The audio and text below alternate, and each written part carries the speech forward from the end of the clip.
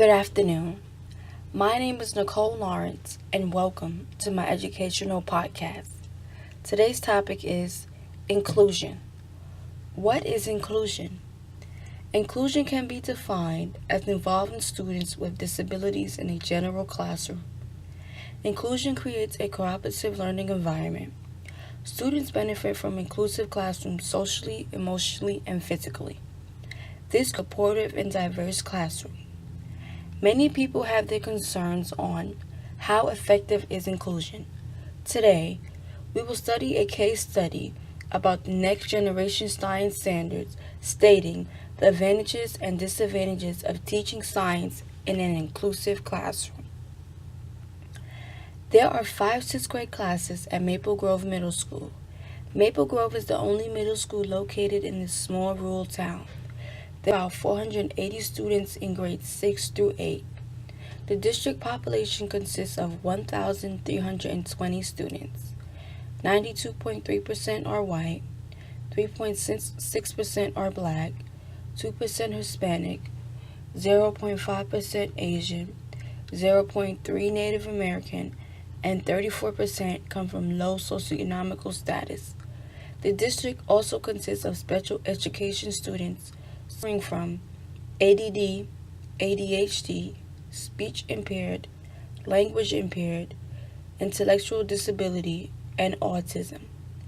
There are special education students in each of the 6th grade classrooms. Each student has their own IEP to help assist the teacher.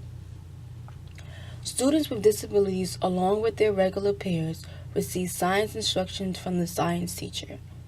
In this science class, students are put into groups. These groups consist of special education students, struggling, and advanced students. These students are studying the Earth, Moon, and Sun relationship.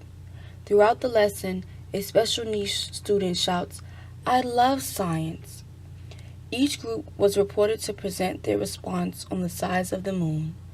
The students can use their textbooks and the classroom computers to help their calculations.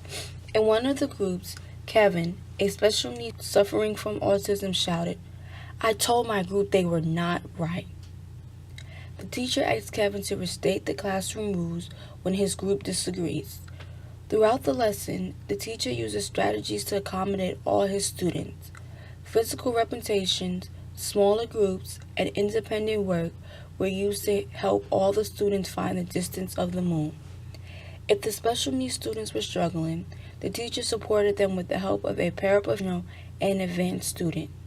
At the end of the lesson, each student was fully to grasp the full meaning of each lesson. In this case study, we see the pros and cons of inclusion in the classroom.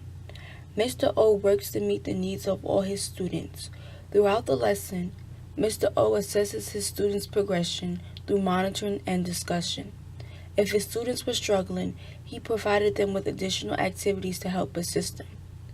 Mr. O demonstrates a supportive teaching method.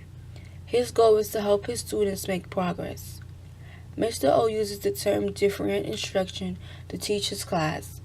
It is important to teach lessons differently in an inclusive classroom. Kevin's interruptions were a distraction to the class.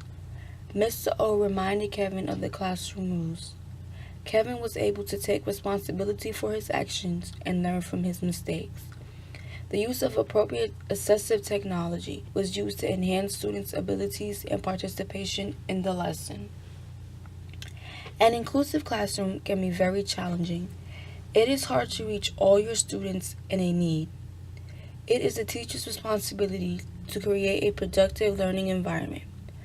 This case study tells us that it's possible to conduct an effective learning environment with students with disabilities and non-disabilities. The challenges Mr. O faced were able to solve, and teacher and student both benefit from this environment. Now we see how inclusive can be effective in the classroom. Thank you for tuning in into my podcast. Have a great one.